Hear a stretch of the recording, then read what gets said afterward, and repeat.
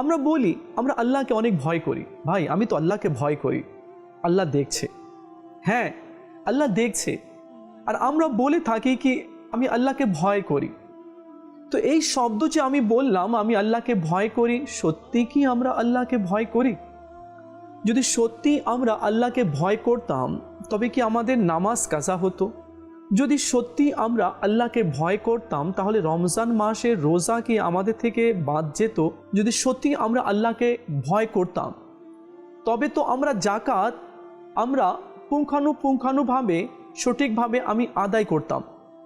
কিন্তু কই, আমি তো জাকাত পুঙ্খানুপুঙ্খানুভাবে আদায় করছি না। আমি যদি সত্যি আল্লাহকে ভয় করতাম তাহলে কি আমি কারো গীবত করতাম, চুগলি করতাম, মিথ্যা বলতাম, গাল দিতাম, অপবাদ দিতাম, এরপরে কারো মনে কি আমি কষ্ট দিতাম, কারো মাল আত্মসাৎ করতাম, চুরি করতাম, ডাকাতি করতাম, ছিনতাই করতাম, কারো জমিন কি আমি দখল করতাম, কারো মাল কি আমি আত্মসাৎ করতাম? যদি সত্যি আমি আল্লাহকে ভয় করতাম তাহলে কি মা বাবাকে কষ্ট দিতাম, স্ত্রী সন্তান ভাই বোনকে আত্মীয় স্বজনকে আমি কি কষ্ট দিতাম? যদি সত্যি আমি আল্লাহকে ভয় করতাম তো যেখানে চাকরি করছি তো সেখানে আমানতের কি আমি খেয়ানত করতাম?